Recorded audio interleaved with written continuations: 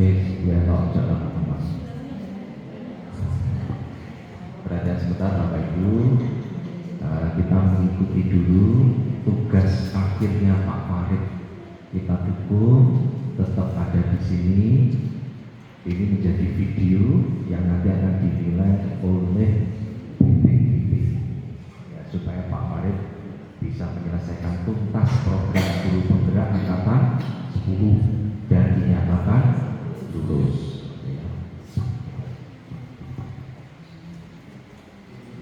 Bismillahirrahmanirrahim. Assalamualaikum warahmatullahi wabarakatuh. Alhamdulillah wa syukurillah, puji syukur kepada Allah Subhanahu wa taala. Bapak Ibu, hari ini kita bersama-sama akan mengikuti diseminasi tugas dari Pak Farid, ya, di program guru penggerak angkatan 10, yaitu mengenai budaya positif, bagian dari disiplin positif. Ini penting bagi kita untuk mendengarkan, ya, apa yang disampaikan oleh Pak Farid, sehingga mudah-mudahan punya dampak kepada kita semuanya untuk bisa menerapkan budaya positif ini di sekolah kita, ya, maupun di tingkat kelas kepada anak-anak kita. Ini Pak sampaikan begitu penting karena memang ini bagian dari pembentukan karakter, ya, yaitu Kemendikbud kemarin sudah menggaungkan tentang betapa pentingnya mengajar dengan disiplin positif, ya, tidak hanya sekedar transfer ilmu sebagaimana kurikulum sebelumnya, ya, pokok ajar, ada kegiatan pendahuluan, kegiatan inti, kegiatan penutup, tapi lupa kita bahwa selama proses pembelajaran memang harus menerapkan disiplin positif itu. Yang tidak kalah penting adalah bagaimana nanti menciptakan budaya positif di sekolah kita sendiri. Untuk itu mohon dukungan Bapak Ibu semuanya. Kita mengkritisi di samping mendengarkan, mungkin ada ide, gagasan kreatif Bapak Ibu untuk penerapan budaya positif dalam upaya pengembangan yang nanti akan disampaikan oleh Pak Farid. Seraya kita mendoakan agar Pak Farid bisa sukses, berhasil dan lulus mengakhiri program pendidikan guru penggerak angkatan 10. Terima kasih. Diakhiri. Assalamualaikum warahmatullahi wabarakatuh.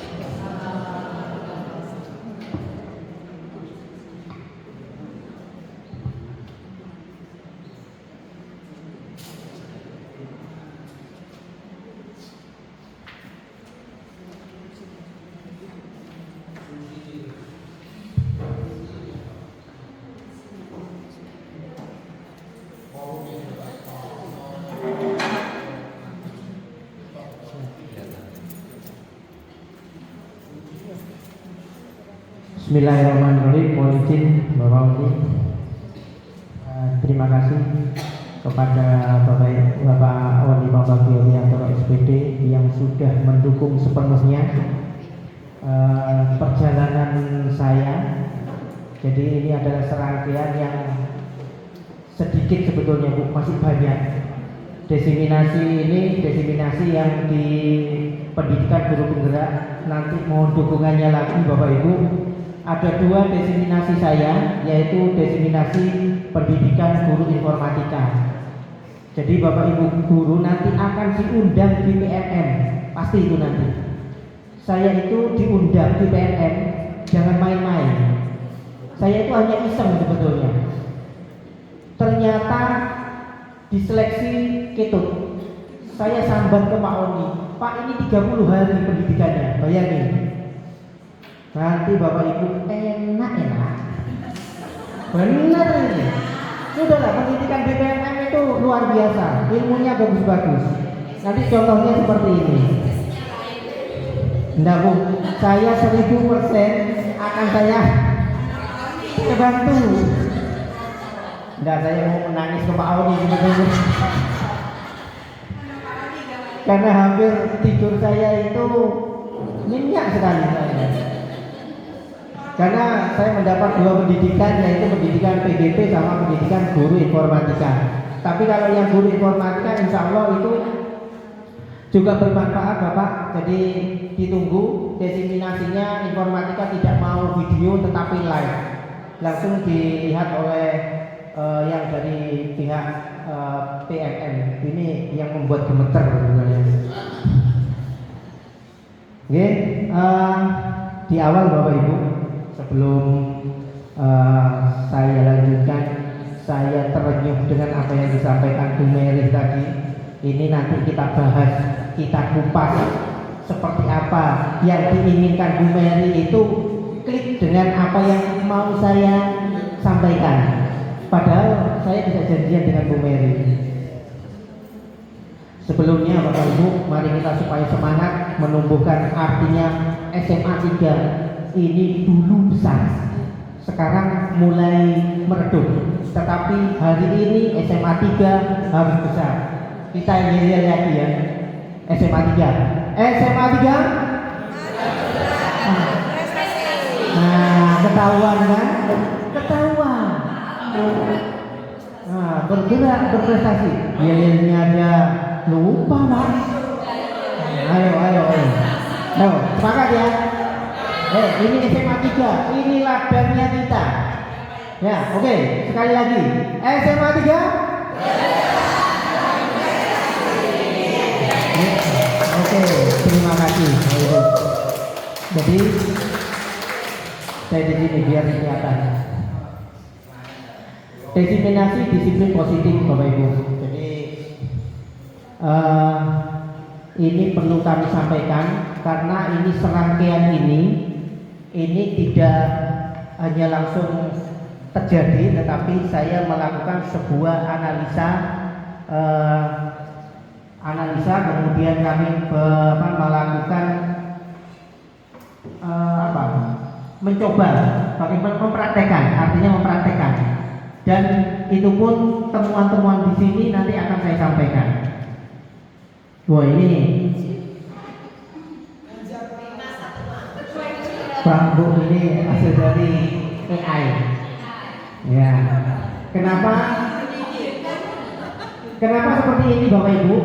Menurut, nah ini jangan ditertawai ya Bu ya. Menurut Ki Hajar Dewantara, kita itu wajib, yaitu mengikuti bagaimana kodrat manusia, kodrat alam, kemudian kodrat zaman. Jadi Bapak Ibu, zamannya kayak gini jangan tidak ikut-ikut. Kita harus mengikuti kodrat zaman. Kalau anaknya kita, contoh kemarin ekspor, tidak ngerti Pak, saya juga tidak ngerti, tetapi ikut jingkrak-jingkrak, iya ikut, karena sudah kodrat zaman Bapak Ibu. Ya, ini adalah evolusi kodrat zaman. Nah ini Pak. Jadi sesi ini diseminasi tentang disiplin positif. Marilah kita merefleksikan pengalaman Bapak Ibu terkait disiplin di sekolah SMA 3. Saya kepingin satu di depan menceritakan pengalaman pribadi di mana pernah menangani suatu pelanggaran siswa. Satu saja, dampingi saya. Ayo, kita tidak apa-apa, monggo. Sini, ayo. Yang penting pernah menangani siswa dan menindaklanjuti.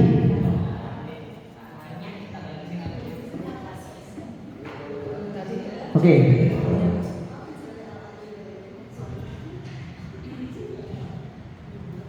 Kira-kira tindakan apa yang terjadi pada saat itu Bu Tati? Peristiwa apa kira-kira?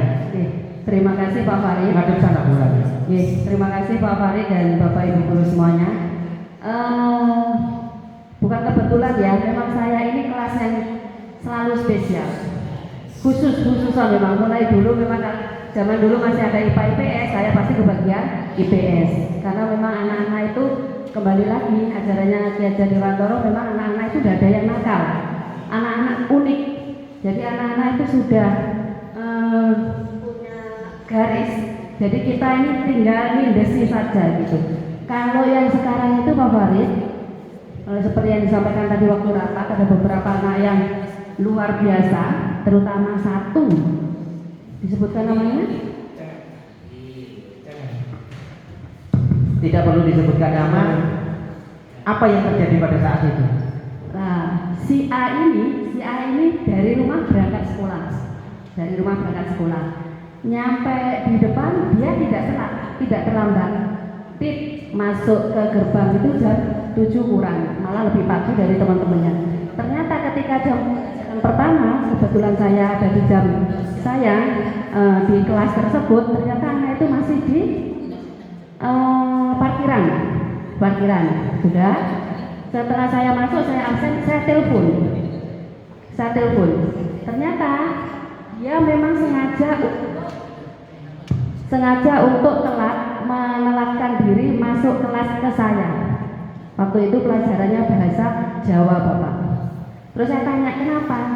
Karena saya tidak bisa bahasa Jawa, takut dimarahi, katanya Takut si A. dimarahi. Takut dimarahi. Oke. Ya, katanya si A. Takut dimarahi. Oke. Kemudian saya potong lagi biar cepat Bukan sudah. ya. Apa yang dilakukan oleh Bu Tati? Karena anak itu takut dimarahi. Takut dimarahi. Itu saya rayu untuk segera masuk kelas. Karena anaknya sudah ada di lingkungan sekolah, nggak mau ikut pelajaran saya. Itu ya. Nomor 2 ya. Nomor 3, bagaimana reaksi siswa yang melakukan pelanggaran pada saat itu? Anak itu langsung ke kelas karena saya masih waktu itu ngapunten diingatkan juga Pak Uni, masih menakut-nakuti anak dengan kalau misalkan tetap seperti ini saya kasih plus, kalau misalkan seperti ini saya kasih min. Saya waktu itu masih seperti itu karena memang kelas saya ini luar biasa. Terus bagaimana perasaan Bapak Ibu? Waktu itu jujur, saya sebagai manusia biasa, saya jengkelnya luar biasa. Jengkel karena anak ini memang saya ke rumahnya sudah bolak-balik, dengan BK juga sudah. Ternyata anak ini rajin, kalau dari rumahnya rajin, masuk terus tiap hari juga masuk pakai seragam lengkap. Ternyata tidak nyampe sini. Saya cari di tempat PS-an itu main PS tidak ada. Ke tempat yang biasanya anak-anak nongkrong tidak ada, di kafe-kafe juga tidak ada. Tidak tahu sampai sekarang juga saya menjadi misteri anak ini nongkrongnya di mana. Ini juga sampai saat ini barusan ini saya juga WA-an dengan anak. Katanya posisinya sekarang masih ada acara, nggak tahu. Itu jengkel, terus terang saya jengkel. Tapi ketika anak ini masuk ke kelas dengan keadaan takut, anak ini takut ke saya, akhirnya, oh ya sudah. Akhirnya kembali lagi saya ingat bahwa saya kurikulum merdeka itu ya kita harus, katanya Bu Elo tadi, TOP, telaten, open, sehingga kita semuanya. Tapi pegel, jengkel, muangkel itu manusiawi. Kadang saya tuh mikir, kadang kalau di dalam kelas, ya kok pas tepak aku, ya pasti anak-anak seperti itu. Tapi anak-anak seperti itu kalau saya pribadi saya tidak menggarisbawahi bahwa anak-anak itu nakal. Tapi anak-anak itu unik. Buktinya kemarin futsal juara 1 anak saya. Nah, luar biasa. Terima kasih untuk partisipasi Bu Tati. Bapak Ibu, ada makna yang terpetik pada saat Bu Tati mengungkapkan isi hati. Yang pertama, pada saat Bu Tati memberikan suatu ancaman, padahal peraturan ancaman, anak-anak itu merasa terancam berarti. Apakah anak kita banyak yang di sana? Banyaknya. Bisa kemungkinan anak kita memang terancam.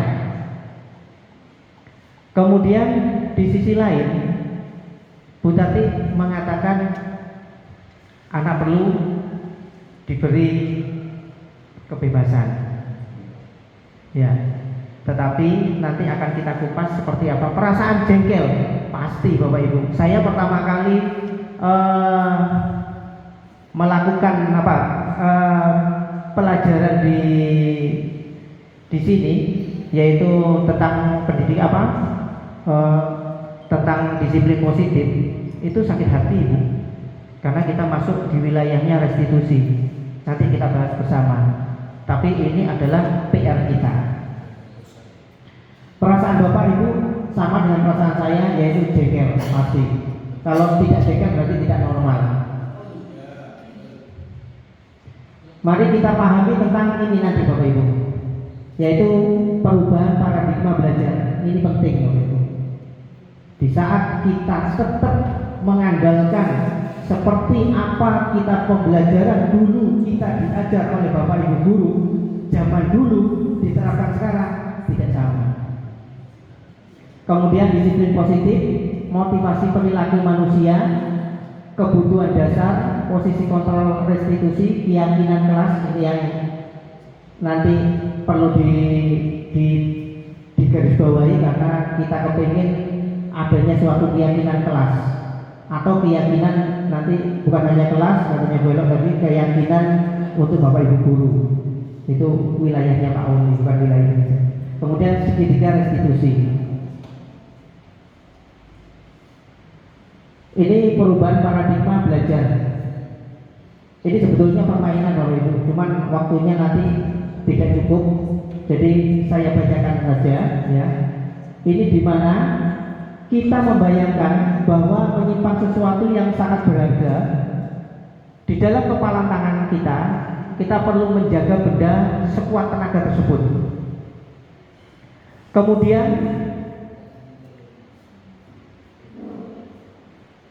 tugas kita adalah mencoba ada dua rekan ini sebetulnya Bu, ada dua rekan di mana yang satu itu memegang suatu benda itu dianggap berharga, kemudian yang satunya adalah untuk membujuk supaya dikasihkan. Kita membayangkan ya, contoh seandainya Bu Budi saya kasih uang 100.000, saya bujuk Bu Budi, saya minta mulai dari mengintimidasi, memarahi, kemudian menggoda, menggelitik, bahkan menawari uang supaya benda itu diberikan. Kira-kira Bu Budi mau apa di sini? Ya, kalau kita memang melihat seperti itu, apapun yang menjadi prinsip kita, misalnya sudah kepegang tangan, kalau memang kita yakin bahwa ini apa yang ada di tangan kita itu sudah menjadi milik kita, intinya orang lain bagaimanapun cara untuk misalnya memberikan, membujuk, menghardik dan mengintimidasi, kalau saya dengan posisi seperti itu tetap bertahan artinya kok enak. Nah begitu ya, intinya seperti itu Pak Farid. Mungkin apapun yang jenengan lakukan terhadap saya, karena saya yakin bahwa ini sudah hak saya, kok orang lain mau minta, jadi saya tidak boleh begitu. Artinya Bu Budi mempunyai keputusan. Nah, seandainya yang minta hanum dikasihkan, berarti keputusan ada di Bu Budi ya. Oke, Bapak Ibu, kita lanjut. Jadi begini Bu, paradigma itu, perubahan paradigma itu sebetulnya intinya itu perubahan ada pada kita. Kalau kita mau berubah, ya berubah. Selama kita itu tetap bersih kekeh bahwa aku dhisik zamanku kayak gini, saya tidak mau berubah. Saya datang, tangan di atas. Itu dulu, dan itu bisa diterapkan Pak. Tapi sekarang nggak bisa Bu. Itu masuk dalam kategori tidak memerdekakan manusia. Dan itu sudah disampaikan oleh Ki Hajar Dewantara Lambek sudah apa? Jauh sebelumnya sudah. Cuman kita tidak pernah menyadari hal seperti itu. Ini Bu, jadi teori kontrol, ilusi kontrol. Jadi apa yang dilakukan Bu Budi itu adalah kontrol. Jadi mau tidaknya Bu Budi tergantung dari Bu Budi sendiri. Kita melihat ilusi kontrol Bapak Ibu. Jadi di sini ilusi guru mengontrol murid. Artinya sekarang ini Guru memaksa murid untuk mengikuti apa yang menjadi perintah atau keinginan guru. Benar enggak? Benar ya? Oke, poin. Berarti kita masuk kategori tidak kurang kontrol ya. Ya, kontrolnya kayak nemennya kontrolnya kita itu. Ya. Ilusi, kritik, dan membuat orang merasa bersalah dapat menguatkan karakter.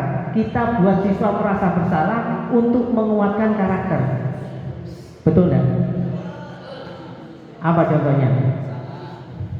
Ada yang iya, ada yang tidak. Tergantung Bapak Ibu ngajar di kelas. Ilusi, sebuah penguatan positif dan bermanfaat. Guru dan memberikan pujian ke siswa menguatkan karakter anak seperti jika kamu rajin belajar akan mendapatkan juara 1 dan lain sebagainya. Penguatan positif. Iya tak? Benar Bu Kristin? Yakin? Oke, terima kasih. Berarti Bapak Ibu sering memberi pujian kepada siswanya.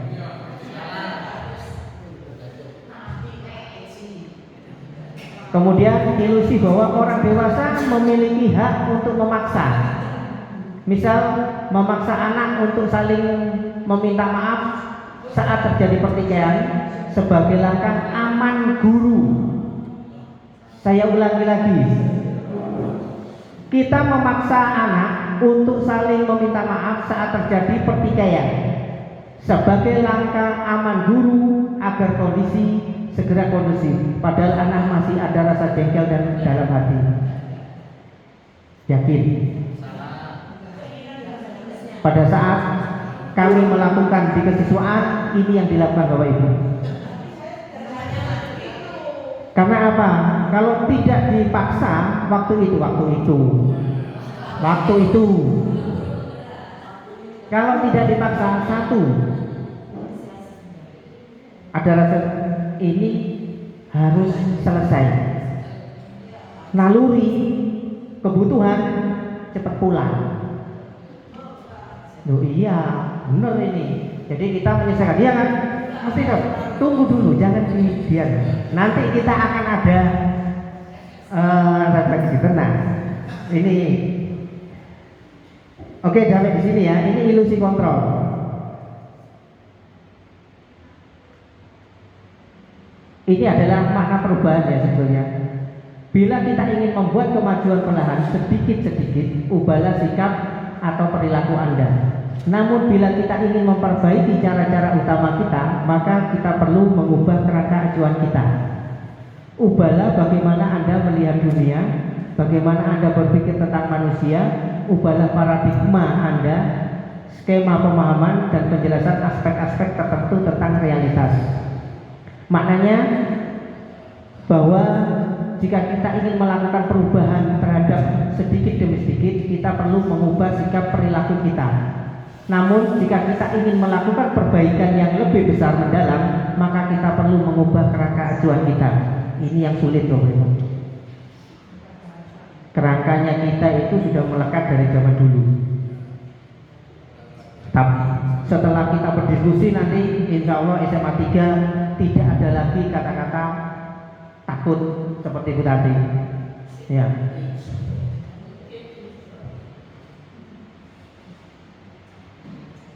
Disiplin positif. Nah, kita mulai mencoba mengerucut apa yang terlintas di pikiran Bapak Ibu ketika mendengar kata disiplin.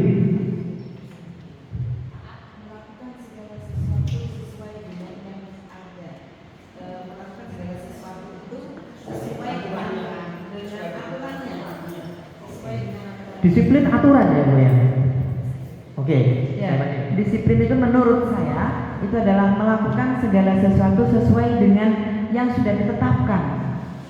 Yang sudah ditetapkan itu disiplin. Berarti aturan. Oke. Nanti Pak Joko, monggo Pak Joko. Disiplin. Menurut Pak Joko disiplin itu apa?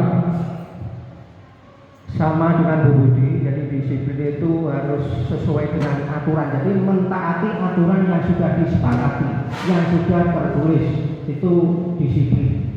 Sama. Oke. Paham kan? Kasih saja Pak gantian. Oke, Bapak Ibu, disiplin itu lebih banyak kita terjebak dalam suatu aturan. Kita lihat disiplin itu seperti apa. Maka disiplin berasal dari bahasa disiplina, artinya belajar. Bayangkan, ini di luar dugaan kita, ini juga di luar dugaan saya. Mana asal dari kata konotasi dengan disiplin dari murid-murid Sokrates dan Plato. Ini urusannya Bu Christine.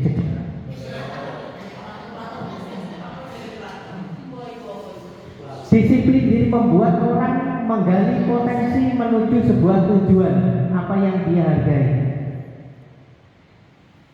Tetapi pada kenyataannya Bapak Ibu, sepakat itu ya, dalam budaya kita makna kata disiplin telah berubah menjadi suatu yang dilakukan seseorang pada orang lain untuk mendapatkan kepatuhan, seperti apa yang dikatakan Pak Bu Budi sama Pak Joko tadi. Kecenderungan umum adalah menghubungkan kata disiplin dengan ketidaknyamanan, bukan dengan apa yang kita hargai dan mencapai suatu tujuan mulia. Ini Bu. Jadi pada saat jangankan saya juga baru tahu ini, oh ternyata disiplin. Bayangan saya disiplin itu ya harus ada aturan, tetapi tidak. Ini Bu. Apakah disiplin dapat dicapai hanya dengan hukuman?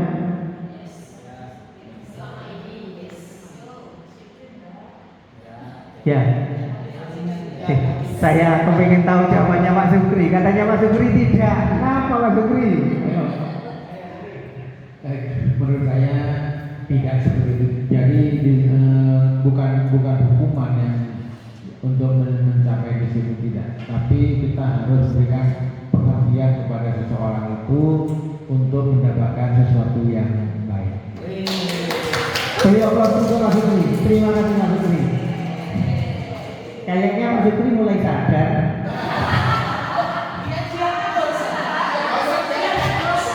Anda modal Pak Sukri itu selama saya ketahui sudah camping-camping di sana. Iya, bawa apa? Penunjuk ini. Oh sekarang alhamdulillah.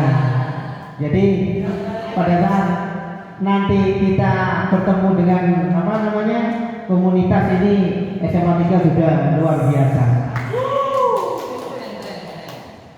Berarti kita sepakat bahwa untuk disiplin itu tidak harus hukuman.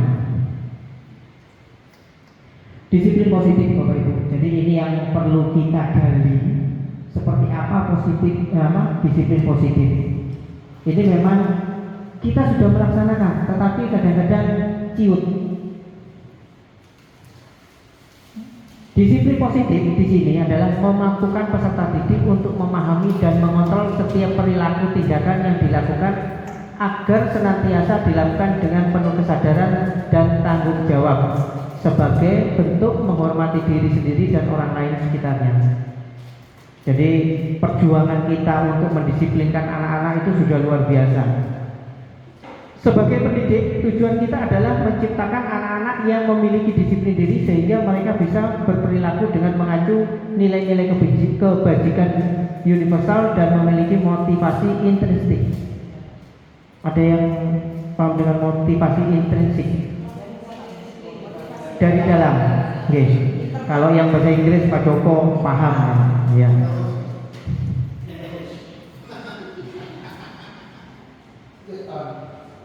Nah ini, apa hubungan disiplin positif dengan pelaksanaan pembelajaran yang berpihak pada murid? Bapak Ibu tahu pembelajaran berpihak pada murid? Sudah kita lakukan termasuk yang dinamakan berdiferensiasi. Ya. Jadi sudah melaksanakan, tinggal kita mengkaitkan disiplin positif ini, Bu. Ini memang perlu. Kemarin saya berkomunikasi dengan Pak Oni, kemudian dengan para waka yang sempat di depan itu ya, tentang disiplin positif, karena itu merupakan suatu visi kita, visi SMA 3. Disiplin positif ya, Bapak Ibu, ini akan akan menumbuhkan seperti ini. Jadi goalnya kita apa? Sekolah yang aman, nyaman, dan menyenangkan. Saya tanya, kira-kira SMA 3 masuk ini enggak? Ayo. Sekolah aman, nyaman, dan menyenangkan. Bukan berarti amannya ini pencurian ya, tidak ya. Aman itu berarti anak itu betul-betul bebas, hatinya bebas. Ya. Jadi tujuannya ini sebetulnya Bapak Ibu. Sekolah yang aman, nyaman, dan menyenangkan. Sekarang jangan jauh-jauh. Kita tidak usah ini.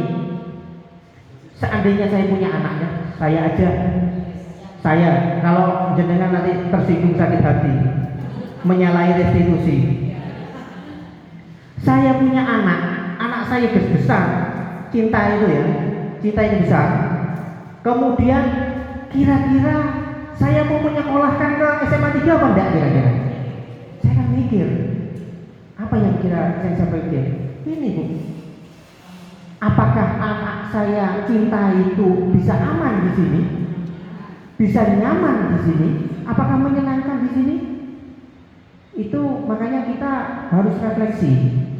Ya mudah-mudahan nanti di Bunur kita akan ngumpul bareng ya, nanti sebelum tahun ajaran baru kita betul-betul disiplin positif kita kembangkan supaya kita masuk di sekolah yang aman, nyaman, dan menyenangkan.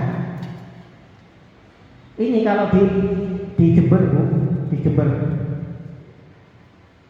kemarin itu ada guru yang anaknya masuk di sekolahnya di sekolah tempat anak saya itu membuat surat pernyataan. Dia harus mengikuti peraturan, takut anaknya ngentengkan dan bisa dikeluarkan.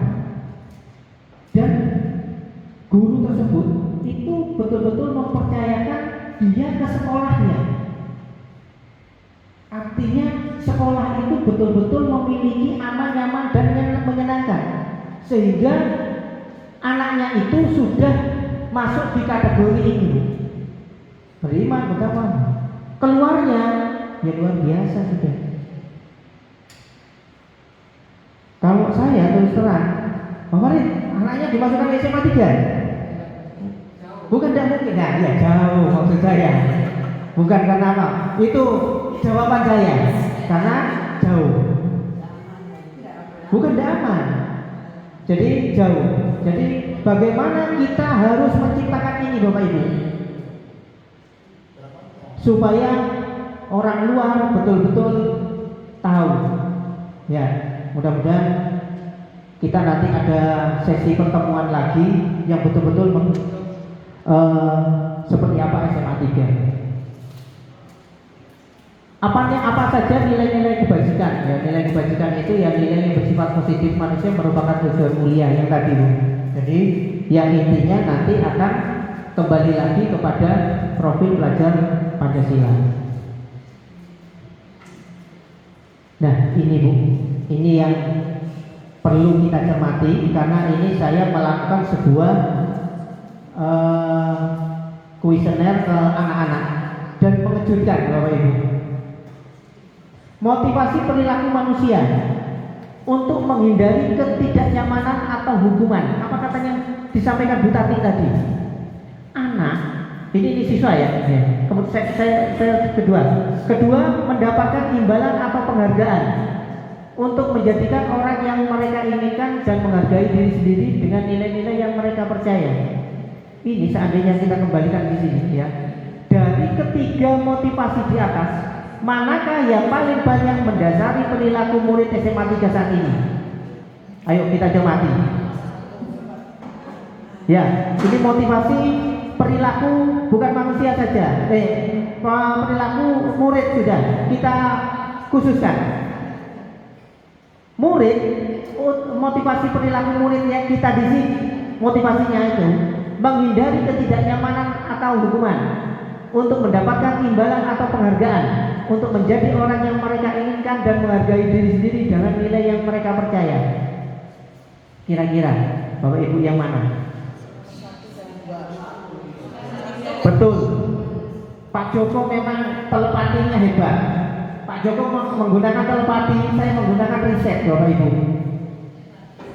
Bayangkan, anak kita menempati urutan untuk menghindari ketidaknyamanan atau hukuman. Saya tunjukkan.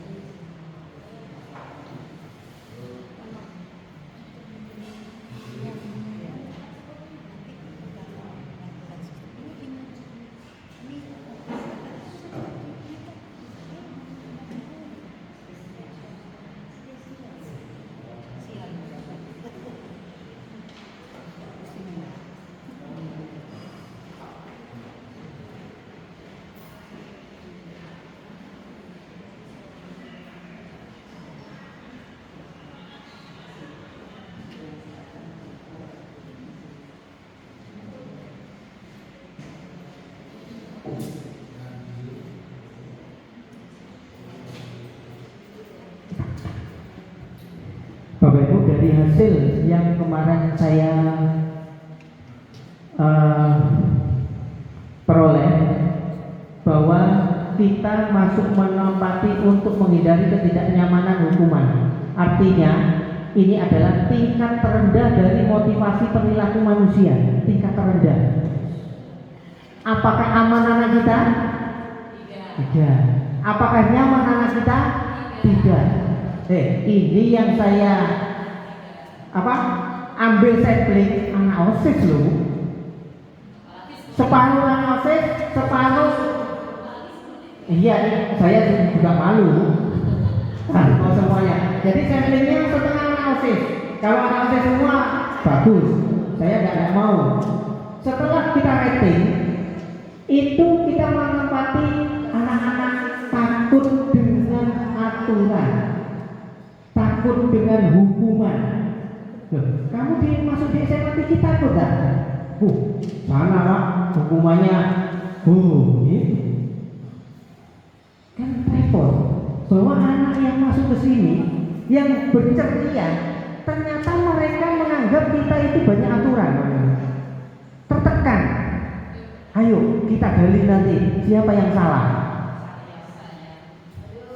Enggak salah di sini.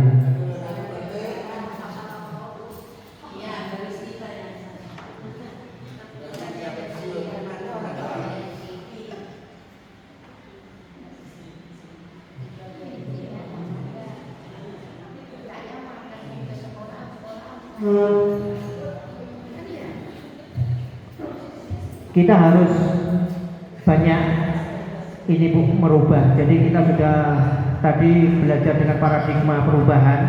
Jadi kalau kita tahu semacam ini, minimal kita berubah. Kalau tidak berubah, ya orangnya tidak merdeka. Dan yang satu lagi, jangan terlalu pesimis dengan kata-kata kurikulum merdeka. Jangan jadi momok Bapak Ibu. Saya juga seperti itu dulu. Tetapi setelah kita pelajari, ya gampang-gampang saja. Ya paling tidur jam 12 malam, enak kan? Karena bukan Bu, karena kita pulangnya jam 3. Beda dengan yang SD, SMP, itu beliaunya sudah enak sebetulnya. Nggih, 5 hari kerja, kemudian santai. Sebetulnya nanti di di waktu kita di PGP harus ada beda sebetulnya, karena kita pulangnya jam 3, nyampe rumah sudah maghrib. Nah itu yang membuat sebetulnya kalau tugas-tugasnya adalah tugas yang biasa. Ini Bapak Ibu, saya lanjut ya. Jadi kita perlu memperbaiki ini Bapak Ibu untuk menghindari ketidaknyamanan atau hukuman. Berarti anak kita masih terbebani oleh hukuman. Jangan sampai ini Bu. Nanti kita bagaimana hukuman tetapi bukan merasa dihukum. Hukuman yang menyenangkan. Nah, nanti kita bahas.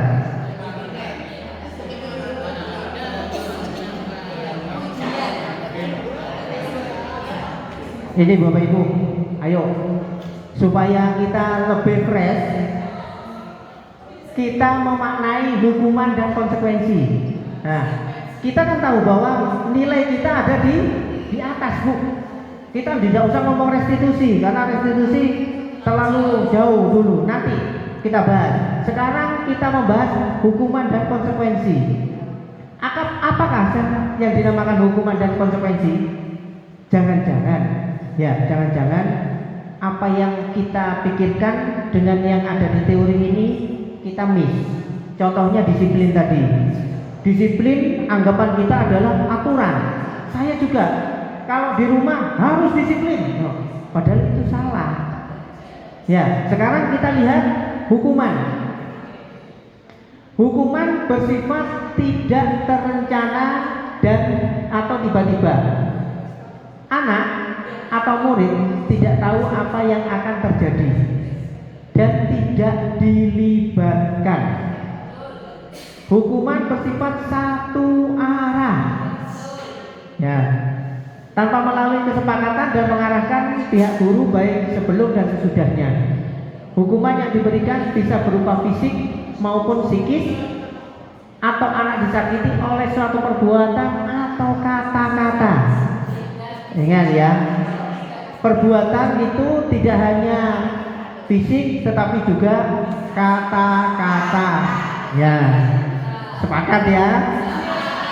Nah, been ya, waduh. Oke, sekarang kita masuk konsekuensi. Konsekuensi adalah sudah terencana, sudah disepakati, sudah dibahas dan disetujui oleh murid dan guru. Umumnya bentuk-bentuk konsekuensi dibuat oleh pihak guru dan murid sudah mengetahui sebelumnya konsekuensi tersebut. Ya, pada konsekuensi tetap dibuat tidak nyaman atau jangka pendek. Nah, sekarang supaya kita tidak ada miss lagi, saya berikan ini.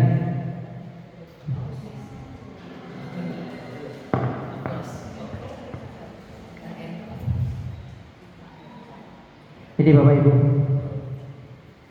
ini adalah tabel di mana tabel identitas gagal sama identitas sukses. Identitas hukuman, konsekuensi, dan restitusi. Kita tahu ya tadi hukuman apa? Bersifat tidak terencana dan ingin. Hukuman diberikan sesuatu perbuatan dan kata-kata menyakitkan Bu. Sakitnya tuh di sini Bu. Loh, nanti ini ada survei lagi Bu. Tenang, saya tunjukkan. Ya, hukuman Bu, sesuatu yang menyakitkan harus terjadi. Yakin hukuman itu menyakitkan? Ya, betul ya. Kalau kita dihukum, padahal kita melanggar aturan, tepat pada saat ditegur dengan hukuman sakit. Nah, itu nanti Bu, nanti ditunggu. Makanya kita perlu diskusi. Kemudian perbedaannya konsekuensi, sesuatu harus terjadi. Kemudian restitusi merupakan pilihan. Nanti kita belajar tentang restitusi. Tidak nyaman untuk murid atau anak-anak jangka waktu panjang hukuman, Bapak Ibu. Enggak. Hukuman kalau Bapak Ibu kemarin sampling itu ada 10 alumni. Bayangin. 10 alumni saya tanyakan hukuman kepada siapa saya tidak menyebut off the record saya. dari sampling ketidaknyamanan hukuman dari siswa dan alumni itu luar biasa Bapak Ibu. Di nomor urut 1 ini juara bertahan. Tapi saya akan menyampaikan dengan Pak Oni, tidak menyampaikan nanti kita berani. Ini adalah juara bertahan. Saya ngomong tentang hukuman di sini, dia mengatakan iya semua. Menyakitkan, iya Pak. Merasa tidak adil, iya Pak. Kemudian ngomongnya Pak, iya Pak. Siapa? Ditulis. Ini yang aktif, ya. Kemudian saya kuesioner yang tidak aktif. Kuesioner. Alumni dan ya. Yang mengejutkan adalah juara bertahan. Loh ini kan aneh. Jadi antara siswa kita dengan alumni itu kok bisa sama gitu loh. Makanya kembali lagi, ayo kita melakukan sebuah perubahan. Bisa jadi sekolah kita ditakuti gara-gara peraturan. Ya. Ayo Bapak Ibu, oke. Murid akan tersakiti dan ini ya. Perilaku pasif dan agresif meningkat. Ini pasti ini. Nah, sekarang saya kepingin Bapak Ibu untuk memilih. Oke. Kira-kira hukuman atau konsekuensi. Nomor 1, mengganti penghapus teman yang hilang. Kira-kira hukuman atau konsekuensi? Jawabannya ditahan di hatinya. Karena apa? Tunggu nanti akan saya. Bapak Ibu guru sudah belajar menahan diri, kontrol. Ya, jawaban sekarang ditaruh di hatinya masing-masing. Nah, nomor 2, berdiri di tengah lapangan upacara karena datang terlambat. Ini bukannya siapa ini? Pak Sukri. Nah, baca Yasin. Loh, benar Pak? Itu benar. Ini ya, memang yang kita lakukan seolah-olah itu kan hanya alibi saja sebetulnya, membaca Yasin. Tapi apa kenyataannya? Hukuman Bapak ini. Dan itu bisa ditakutkan, termasuk pelakunya saya Pak. Ayo kita berubah semua pokoknya. Ya, mau SMA 3 hebat harus berubah. Karena apalagi lama masuk direkam masuk. Jadi kita apalagi di kesiswaan itu adalah garda terdepan hukuman pokoknya. Oke, yang ketiga Bapak Ibu, merapikan sapu dan alat pel yang jatuh karena tersenggol saat berlari di jam istirahat. Dijawab di hatinya. Ya. Keempat, mencatat 200 kali kalimat saya minta maaf karena berkelahi dengan teman. Ya, Anda mencatat surat Yasin di kertas. Loh, jangan jauh-jauh Bu. Kalau ditanya pengawasnya gini kok, ya kan? Pak di sini apakah anak dihukum? Tidak. Nah, kita anak-anak disuruh baca surat Yasin, berarti pengawasnya tidak paham kok. Iya, ya makanya ini kita sharing supaya kita menyebarkan virus-virus kebenaran Bu. Ya, virus-virus positif. Mencatat 200 ya. Sekarang kelima, membersihkan WC sekolah karena tidak mengumpulkan tugas. Sudah ya? Iya Bu, iya benar. Saya ini Bu, tapi tidak mengumpulkan tugas. Anak-anak yang ngerokok, tak suruh ini. Tapi ternyata itu tindakan hukuman, tidak boleh. Saya sadar sekarang.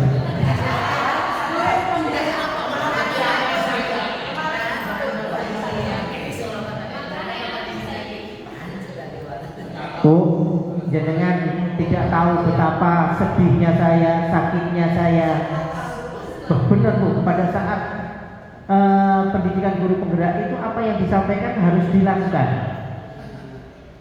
Jenengan tahu, pada saat saya ketemu dengan anak-anak yang terlambat, apakah yang biasanya hehehe, sekarang opo ole. Ini gara-gara siapa sebetulnya? Ada hasil, iya betul Ibu. Jadi ada hasilnya ini. Ya kita coba. Nah seperti ini Bapak Ibu.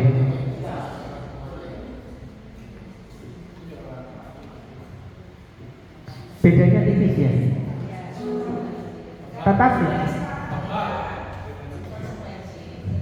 ya artinya Bapak Ibu, ini adalah produk-produk gagal. Iya, produk-produk gagal. Saya terus terang saja, ini tidak ada Bu Mary. Saya terus terang saja, di kesiswaan itu ngempet. Yang bisa meredam adalah Bu Mary. Dari beberapa banyak kasus yang saya tangani sama dengan Bu Nini, jawabannya adalah keluarkan. Iya. Meler, ono ae wis. Saya ini Bu. Saya udah ngomong ke Bu Nini, Bu Nini ditono ta? Sakarep katanya. Bu Nini kok tandem ini Bu. Oh. Iya, ternyata tidak boleh Bu. Itu anaknya anak bangsa, anak negara itu. Iya, harus diopeni. Oh. Tidak boleh. Oh. Harus dirawat sesuai dengan kodrat manusia. Oke, saya lanjut ya Bu ya. Bagaimana sebaiknya reaksi kita apabila murid melakukan kesalahan? Kira-kira seperti apa Bu? Ayo, Bu Dewi, mau nggak Bu Dewi? Saya harus banyak berguru sama Bu Dewi. Guru BK, kita tunjukkan guru BK itu. Guru Bu Dewi adalah juga guru inklusi. Saya yakin Bu Dewi itu, oke. Anak-anaknya ini berada pada siswa sendiri kan awalnya ya. Ya. Di rumah bagaimana? Nah, di rumah itu anak tidak pernah mendapatkan perhatian dari orang tuanya. Jadi begitu nyampe di sekolah berbagai banyak aturan. Akhirnya dia merasa dihukum. Padahal niat baik kita agar dia menjadi lebih baik. Jadi belajarlah, maksudnya pendisiplinan. Nah, itu semua berawal dari rumah tangga intinya sebetulnya. Coba di rumah tangga ini tidak bermasalah, insya Allah di sini tidak ada anak yang bermasalah. Begitu kan ya Bu? Yakin Bu Dewi.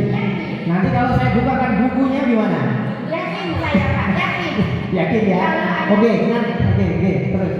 Kalau anak itu sudah di rumah katakanlah baik ya, katakanlah orang tuanya mengatur dengan baik, katakanlah tidak ada bermasalah di rumah, insya Allah di sekolah dia akan baik. Itu kalau menurut saya ya. Nah, kalau di rumah itu sudah tidak ada perhatian dari sejak pagi sampai malam diucul lah katakanlah ya, kan tidak pernah ada marah, tidak pernah ada apa. Ada di rumah saya Pak di rumah. Karena di rumah itu ada anak yang mulai pagi sampai tembus malam itu tidur di rumah. Rumahnya tengah itu. Nah, itulah anak yang katakanlah perlu perbaikan. Di sekolah kan diperbaiki sama guru, tapi terkadang anak tidak pernah merasa dihukum. Nah, jadi sebetulnya anak yang melakukan kesalahan itu ya, kita memang sudah memperbaikinya dengan cara yang halus, mari. Tapi yang menurut itu karena anaknya sudah dari rumah kurang baik, jadi penataan kita agak sulit. Itu Pak. Beri aplaus untuk Bu Dewi. Bapak Ibu, Bu Dewi dengan jawaban seperti itu saya akui jempol 4. Karena termasuk kontrol ini. Saya jelaskan lagi kita benar itu ada rentetannya dengan survival manusia. Bentar lagi. Ya sudah, saya salut kepada BK.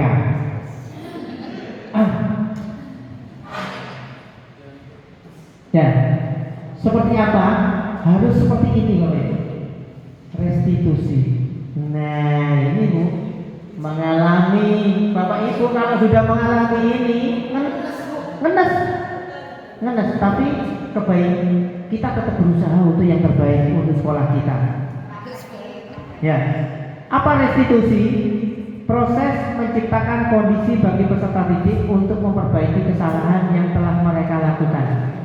Ini mencoba memperbaiki, bukan menghukum. Ya dulu kalau saya dengan di kesiswaan dengan Bu Budi gantian. Kalau sekiranya saya sudah tidak paham, udah kasihkan Bu Budi dengan Bu Mary. Artinya kekerasan menurut saya itu bagus, tapi ternyata salah. Guru mengajak murid untuk berefleksi tentang tindakan yang telah dilakukan untuk memperbaiki diri sehingga ia menjadi pribadi yang lebih baik dan menghargai dirinya. Ini Bu, pada saat anak itu melakukan suatu kesalahan, kita sadarkan dan dia tidak akan mengulangi perbuatannya dan dia tidak sadarnya dan tidak ada pemberontakan. Mampukah kita seperti itu? Harus Bapak Ibu, harus. Wah, saya jadi paksa, jadinya saya paksa, sehingga yang ngenes bukan saya saja. Jadinya kita ini multi ngenes, ngempet Bapak Ibu. Ya, minimal gini. Restitusi ini memang betul-betul bagus. Pernah saya lakukan. Dalam waktu dekat, Bapak Ibu tidak akan percaya. Kemarin ada yang ulang tahun anak-anak waktu ujian, ya dilemparkan, kemudian dikasih ditepung, kemudian dikasih telur. Saya itu baca Bismillah Bu, manggil anak-anak. Karena apa? Biasanya, hei, ini gak ngurus. Nah itu, enggak Bu. Bismillah, ya Allah, restitusi nih ya Allah, kata saya. Tak panggil anak-anaknya, Ilham dan kawan-kawan, nele, cah ganteng. Tapi yang di sini Bu, lama ya. Kita ajak runding anak-anak. Prosesnya seperti apa? Nanti kan ada prosesnya. Anak-anak berdialog dengan saya. Tidak ada pemberontakan. Anak-anak, restitusi ini. Saya lanjut sampai dia sadar. Oke Pak, siapa? Besok sudah bersih. Nanti ini dipel. Saya berdoa, moga-moga berhasil. Udah, saya tidak melihat memang. Setelah itu saya tinggal. Udah, besoknya saya cek. Betul Bapak Ibu, tidak amis, bersih. Kemudian yang hanya di gang itu kemudian saya panggil, kemudian dia dibersihkan. Nah itu restitusi. Kita mencoba untuk seperti ini. Bisa ya? Bisa, harus. Iya, disentuh hatinya. Wong saya dipaksa bisa, jenengan tak paksa. Karena diseminasi ini tujuannya untuk menularkan virus juga Bu. Nah ini apa yang dikatakan Bu Dewi, kebutuhan dasar manusia. Bapak Ibu, anak-anak kita itu adalah anak-anak hebat yang di awal dia itu hanya bisa bertahan hidup. Bayangin, anak-anak kita itu mau makan saja sudah kemarin ada Bu Ninin, ada yang lainnya, Bu Dewi di BK itu sampai kasih sarapan. Ada Bu Sri Pur ngasih sarapan. Karena ini Bu. Jadi kalau anak-anak kita nakal, ojo moro-moro dihukum Bu. Konsultasi dulu ya, kita mengenai karakter guru BK. Minimal kita kalau tidak tahu karakter anak itu, kita berkoordinasi dengan BK dan kesiswaan. Karena asal muasal daripada pelanggaran anak-anak itu ada ujung-ujungnya di sini Mas Ibu. Dasarnya adalah kebutuhan dasar. Kebutuhan dasar itu apa? Survival, kebutuhan makan, psikologis. Kemudian kasih sayang. Wong ditanya, "Le, sepeda motor le, kemana?" "Sepeda motor saya itu Pak, dibawa bapak saya ke rumah istrinya." Ayo.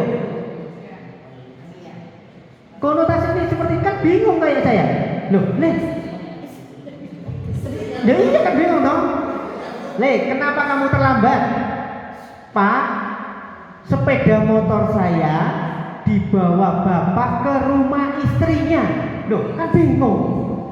Rumah sana kamu anaknya siapa? Nah, iya itu Bapak Ibu ya.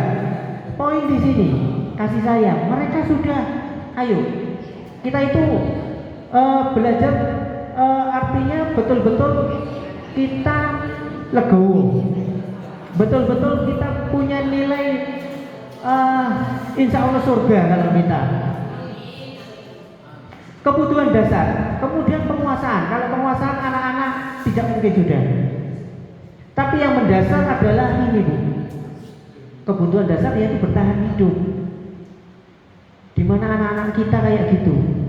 Jadi pada saat kita menangani tetap harus berkoordinasi dengan guru BK atau kesiswaan untuk mengenal karakter daripada anak-anak kita dan wali kelas. Dan jangan langsung menuduh, wah ono cek meler ya, jangan. Karena kita tidak tahu latar belakang mereka. Katanya Bu Dewi, mereka dari rumah saja sudah lapar. Orang kalau masuk poin yang pertama, kebutuhan bertahan hidup, lapar. Hati-hati Bapak Ibu, apa yang dikatakan kita, anak-anak itu jangan ini.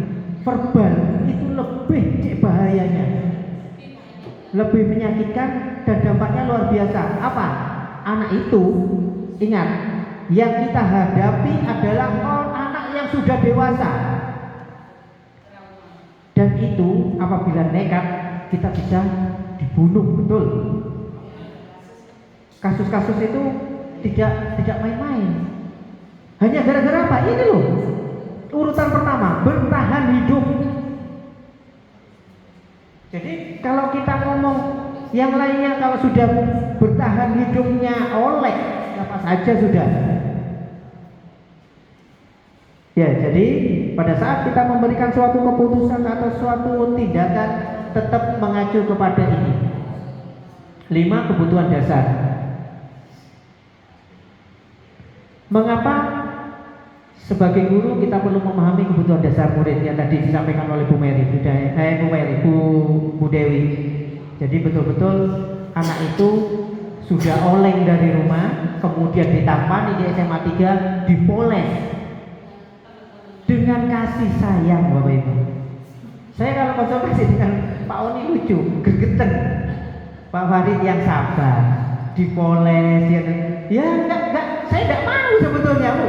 Waktu di kesiswaan, ini benar-benar Pak. Loh, betul, ini ada Pak Oni. Kadang-kadang saya melakukan aturan itu di luar Pak Oni tetapi yang aman. Contoh, yang lompat pagar. Saya kalau ngomong ke Pak Oni, Pak Farid dibina dengan bagus ini, aduh enggak telaten sudah. Yang lompat Pak, saya suruh lompat lagi 10 kali Pak. Ya, sampai ya ini ya, benar. Saya datang Bu siapa? Ini Bu Tanti, saya datang Bu di kelas. Anak-anak itu ngomong apa? Atlet. Ayo siapa yang jadi atlet? Itu terngiang Bapak Ibu. Suatu peraturan yang dilakukan dengan secara fisik itu terngiang-ngiang. Jadi jangan sampai saya kalau jalan ditakuti. Atlet pasti itu anak-anak. Nah ini posisi kontrol restitusi Bapak Ibu. Jadi ini yang harus kita kuatkan, kita tabah, kita harus legowo. Apa? Identitas gagal itu jangan sampai di wilayah ini, Bapak Ibu. Ini adalah penghukum pembuat bersalah. Kontrol positif, oke lah, kita menganggap murid kita sebagai teman, kita sebagai pemantau. Kemudian kalau bisa, ukuran kita adalah sebagai manajer. Seperti apa itu? Kita lihat. Nah ini posisi kontrol ini. Penghukum bisa menggunakan hukuman fisik, verbal atau mengancam. Yang tadi itu beonrea enak siapa? Terjadi Pak, terjadi di sekolah kita. Iya, kita makanya kita tadi di urutan pertama, anak-anak kita itu takut dengan hukuman, terngiang-ngiang, dan lebih ngeri lagi Bapak Ibu. Pada saat saya melakukan pertanyaan bahwa dari 100%, 30% anak-anak itu menyampaikan kepada orang tuanya. Ini loh. Jadi dari 100%, 30% dia menyampaikan kepada orang tuanya. Madul. Yang 70% entah kemana sudah itu. Tetapi ini ingat tuh, yang mereka adulkan adalah hukum. Kemudian bagaimana kita menjadi seorang pembuat bersalah? Ini bedanya juga tipis, Bu. Menggunakan bahasa yang lembut namun dapat membuat orang merasa tidak nyaman. Duh, saya pinter lele. Cuma mak enggak kata, Bun. Ya, membuat bersalah. Lah ini. Saking pegel ya tadi itu, dulele. Dipuji kemudian didonkan. Itu pembuat merasa bersalah dan rendah dirinya.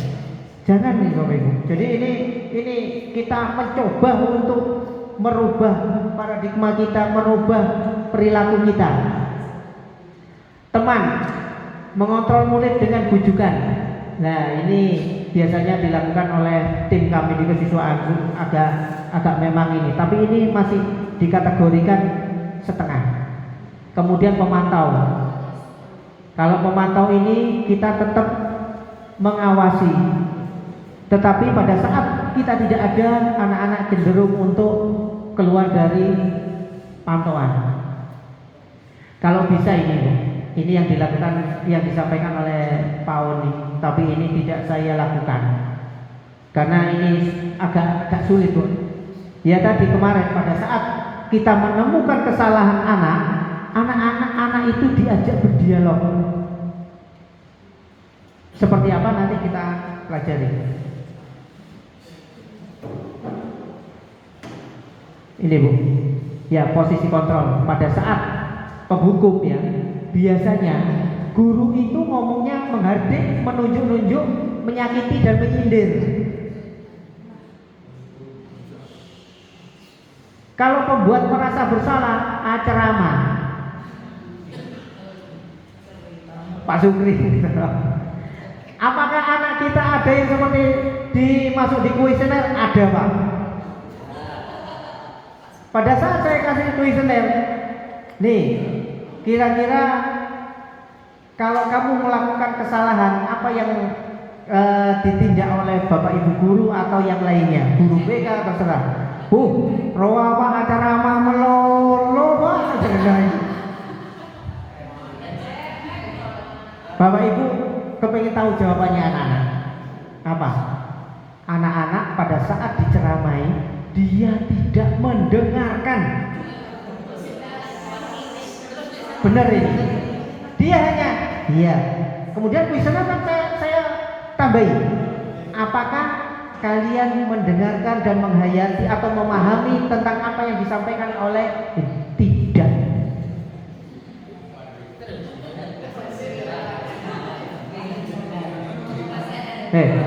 Jangan tersinggung ya Pak Ibu. Itu saya Bu. Jadi ini perlu koreksi. Teman atau pemantau, teman ini ada beberapa guru yang disebut memang karena terlalu akrab kayaknya, jadi dia menganggap sebagai teman. Kemudian untuk yang pemantau, nah pemantau ini termasuk saya. Kemarin di kuesioner itu nama saya tercatat di pemantau. Karena apa? Takut buat terbukti pada saat saya menghilang, saya tidak ada.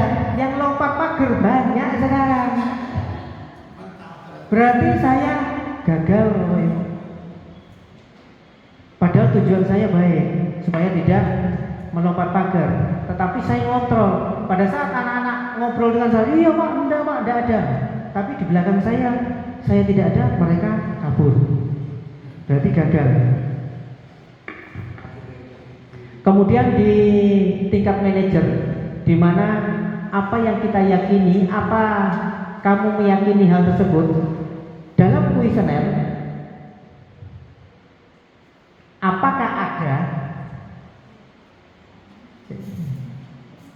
apakah ada guru yang masuk wilayah manajer? Ayo, ada nggak? Di luar dugaan kita ada 3, tidak saya sebut, nggak usah. Ada 3, termasuk bukan saya. Bukan saya bocori, termasuk Pak Oni. Ya, jadi saya kadang-kadang, ternyata perjuangan saya di kesiswaan itu tidak masuk di nilai ini, Bapak Ibu Guru. Tidak masuk, sakit hati Bu. Iya, kenyataannya seperti itu. Yang bisa menilai kita adalah orang lain. Ayo, jadi jangan menuruti ego. Kalau dibilangin Mak ini tidak bagus, ya itu kenyataannya. Nggih, ya monggo.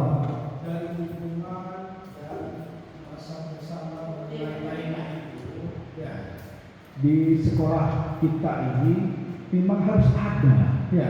Kalau jadi manajer semua kan nggak bagus. Ya. Satu-satu itu harus ada.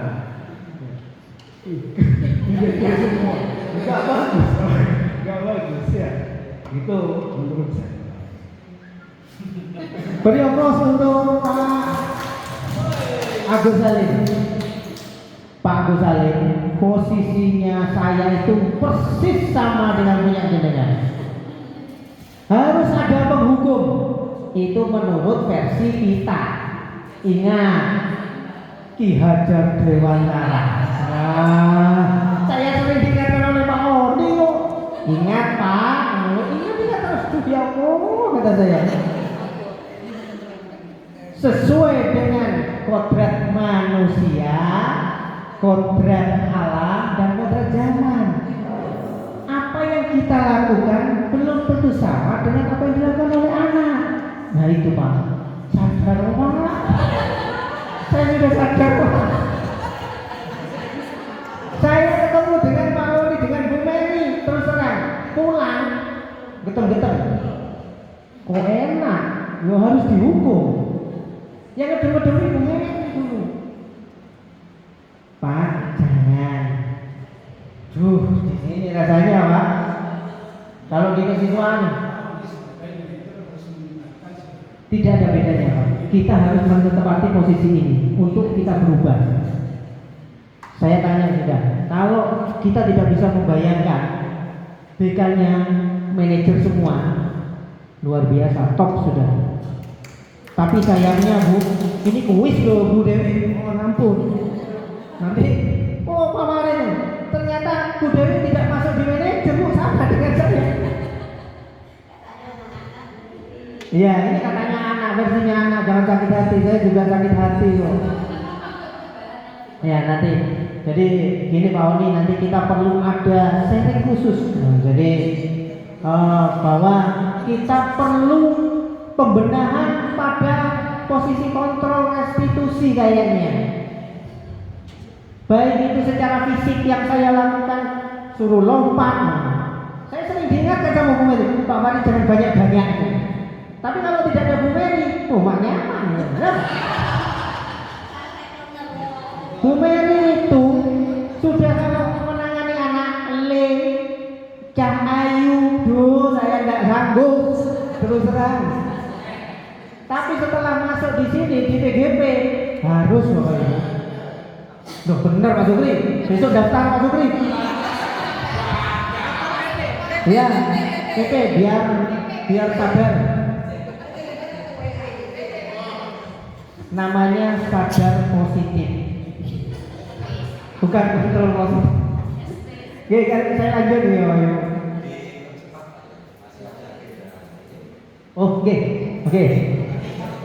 Oke. Nanti ada sesi berikutnya nih Bapak Ibu. Oke, ini posisi 5 kontrol, kemudian nah, gini sebentar Bapak Ibu ya. Siapakah yang mengatakan posisi pemantau atau manajer yang mengucapkan? Ya. Kalau Bapak Ibu guru memilih ini, tolong disimpan di hatinya Bapak Ibu. Ya, disimpan di hatinya. Kemudian barulah posisi seperti ini. Saya ingin tahu dengan gagah berani siapa yang menjadi penghukum?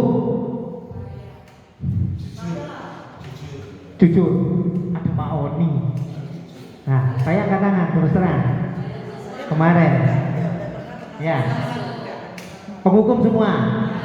Ya, mudah-mudahan kita diberi hidayah untuk tidak seperti itu. Amin. Kita masuk strata berikutnya, pembuat merasa bersalah. Kadang-kadang berarti gini aja Bu, tidak gini. Ya. Sebagai teman. Ya, udah ya. Ya. Pemantau. Pak Agus Salim gimana Pak Agus Salim? Enggak, Pak Agus Salim memberontak ini Bu. Tadi tidak mau Pak, ini Pak harus ada penghukum katanya Pak.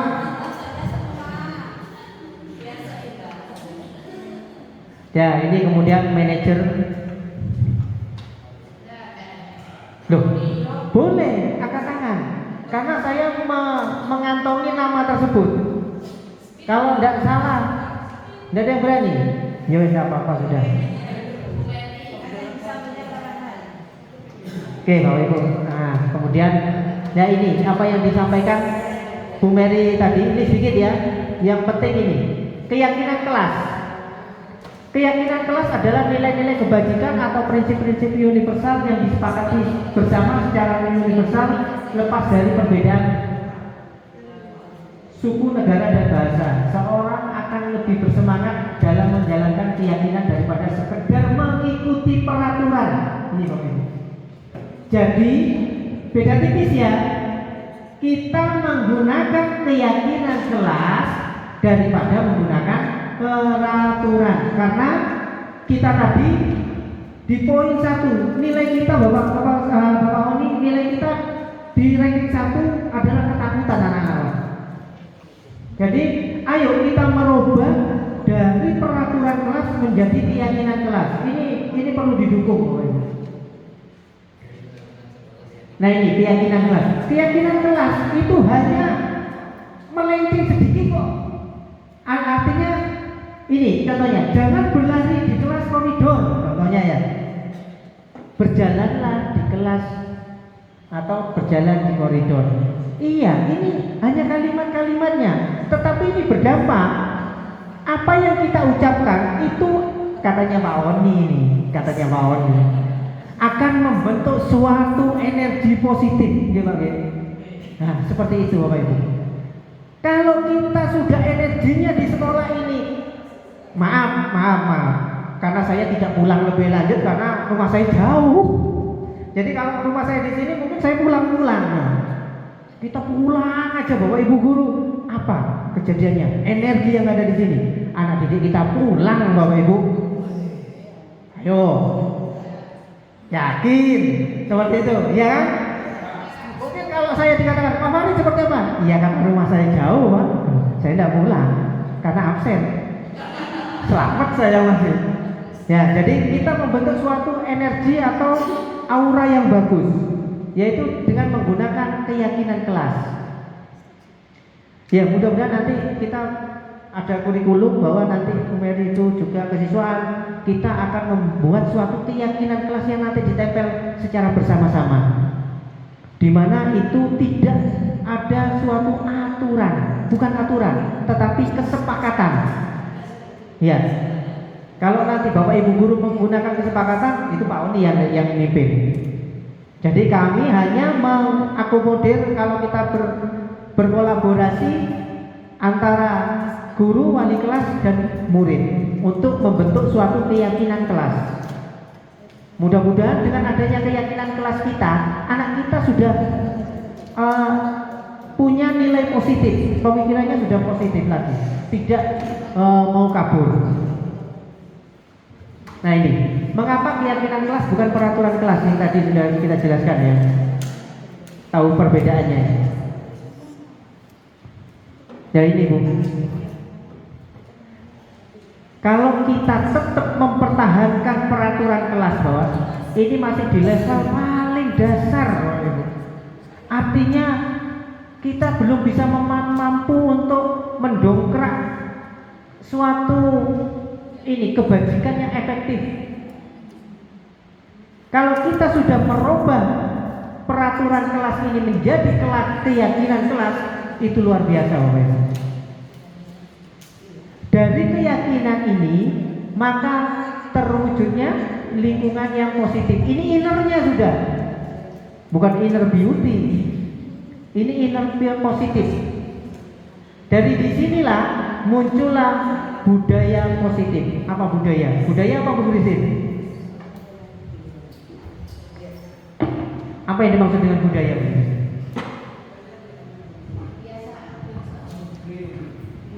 Kebiasaan yang sudah dianggap sesuatu yang baik sehingga diulang-ulang. Betul. Jadi kalau kita sudah masuk di budaya ini sudah dianggap diulang-ulang, tidak sesuatu yang baik. Bayangkan kalau anak kita datang, kita kalau bisa bangun tidur itu sudah membayangkan anak kita itu dengan sepatu hitam, putih abu-abu, rambut rapi, masuk di kelas dengan sudah menerima pelajaran. Itu yang harus ditanamkan ke kita dulu. Baru innernya itu ke murid. Sehingga ini budaya masuk di lingkungan budaya positif. Saya lanjut begini. Ini yang terakhir adalah segitiga restitusi. Ini mari kita belajar untuk menahan diri. Iya Bu, maksud saya yang minus, saya akan membawa virus supaya Bapak Ibu guru. Loh, iya Bu, yang semula kita sebagai penghukum, kemudian kita masuk di wilayahnya manajer, itu luar biasa tempat Bu. Ya kalau tidak percaya Bapak Ibu guru nanti ngomong ke Pak Oni gantian jadi kesiswaan gitu, gantian. Biar tahu nanti Bapak Ibu menghadapi siswa-siswa kita yang luar biasa. Yaitu pertama adalah ini restitusi yang tadi. Restitusi bukan menebus kesalahan, kemudian restitusi hanya memperbaiki hubungan, mengembalikan murid yang berbuat salah pada kelompoknya. Artinya bukan berbuat salah kepada yang salah, kelompok yang salah, tidak. Berfokus pada solusi. Nah ini teori kontrol segitiga restitusi. Menstabilkan identitas. Kemudian validasi tindakan yang salah, menanyakan keyakinan. Dan ini proses ini yang saya ceritakan tadi, bahwa kalau kita menggunakan kasus, menyelesaikan kasus menggunakan segitiga restitusi ini, insya Allah berhasil. Sudah saya contohkan tadi anak yang ulang tahun, kemudian saya tangani dengan menggunakan ini. Ini mohon maaf Bu Mary, kemarin untuk anak yang ulang tahun ya, sampai nyebur kolam, kemudian nganu tepung dan telur, itu saya tidak melalui Bu Mary. Saya tangani mencoba Bu Mary. Ini saya coba Pak. Segitiga restitusi. Pertama adalah berdoa, ya Allah semoga berhasil. Yang ditangani adalah 6 anak yang luar biasa, golongannya Ilham dan kawan-kawan. Saya dudukkan di tengah Pak, kemudian saya tanya dengan menstabilkan identitasnya, kemudian memvalidasi tindakan salah. Dia mengakui betul-betul dia itu salah, cek sadarnya. Kemudian saya menanyakan keyakinan, walaupun tidak ada keyakinan, saya paksa. Kamu tahu keyakinan bahwa di SMA 3 itu menjaga kebersihan? Iya Pak, saya yakin katanya. Padahal kita belum membuat suatu keyakinan kelas. Saya paksa. Apa yang terjadi? Anak-anak ini tanpa saya suruh Pak dibersihkan, dan besoknya aman. Padahal bayangan saya, waduh kurikulum ngamuk ini. Ternyata semua aman-aman saja. Nah seperti itu Bapak Ibu. Jadi ini nanti Pak Oni, kita butuh ada semacam pertemuan khusus untuk membahas segitiga restitusi ini Bapak. Karena waktunya memang kita terbatas. Ini ya, secara teori tadi menstabilkan identitas itu. Jadi anak-anak tadi itu untuk membuat merasa gagal karena berbuat salah menjadi positif terhadap dirinya. Jadi ini yang saya lakukan Bapak Ibu. Nah, selanjutnya terima kasih. Ya, jadi itu sedikit diseminasi saya. Mudah-mudahan apa yang saya sampaikan itu menjadi istilahnya pemahaman. Untung-untung nanti saya bisa berubah. Karena saya sudah berubah Bu. Saya sudah tobat, tidak menghukum anak. Kalau kepingin tobat ya masuk ke siswa dulu. Kita diuji. Nah, kalau di kurikulum mungkin ya dengan Bapak Ibu guru ya. Ini ranahnya guru dengan Bapak Ibu guru. Tapi kalau dengan murid yang tadi restitusi itu dengan siswa, nyobalah ngomong ke Bu Mary. Bu Mary, saya ikut bergabung dengan Bu Mary. Ya, Bu Mary. Dan itu Bapak Ibu, mungkin bila ada salah kata atau sindiran, sebetulnya bukan sindiran, saya itu ya tolong, itu bukan sindiran, itu saya. Contoh-contohnya itu adalah saya mohon maaf kurang lebihnya. Terima kasih. Assalamualaikum warahmatullahi wabarakatuh.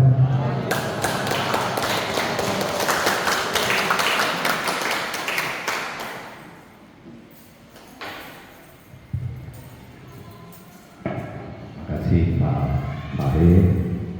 Akhirnya kita mendapatkan pengetahuan baru yang kita dipaksa untuk bercermin siapa kita. Sudah dianggarkan oleh Pak Farid. Lama memang saya kepingin Bapak Ibu mulai bercermin diri. Apakah saya sebagai pembuku, apa saya sebagai guru pembuat rasa bersalah, apakah saya sebagai guru berteman dengan anak-anak, apakah saya sebagai guru pemantau, dan yang paling kita harapkan, apakah kita sudah bisa menjadi guru manajer. Nah, Pak Oni berharap kita semua sedang belajar mengubah gaya kebiasaan. Itu tidak semudah membalik telapak tangan. Tapi kalau Bapak Ibu mau merubah diri sedikit demi sedikit, Pak Oli senang, Pak Oli mau menghargai. Jadi mari kita merubah sedikit demi sedikit menjadi guru yang tadinya suka menghardik, menjadi guru yang tadinya suka mengancam, menjadi guru yang tadinya suka aman buat kita sebagai guru dengan memberi hadiah. Hati-hati, memberi hadiah itu tidak baik sebenarnya. Ya. Atau menjadi guru yang suka mendidik, mengawasi. Ya. Berubah menjadi seorang manajer, mengajak anak-anak untuk menyadari akan kesalahan. Melalui apa? Cara-cara berkomunikasi yang yang menghargai anak itu sendiri. Jadi mereka manusia yang harus kita hargai. Titik, harus bisa berubah. Nanti Pak Farid, mumpung ada guru penggerak, kita sering adakan FGD, Forum Group Discussion, ya, untuk membahas segitiga restitusi, 5 posisi kontrol guru, penting untuk menjaga disiplin positif yang ada di kelas, yang nanti akan menjadi budaya sekolah kita. Bisa Bapak Ibu melaksanakan ini? Bisa. Tapi sampai merengut, sudah mengancam kan? Orang apa-apa, kepala sekolah. Ya, jadi saya minta semua berubah menjadi guru sebagai manajer. Terima kasih, aplaus untuk Pak Farid.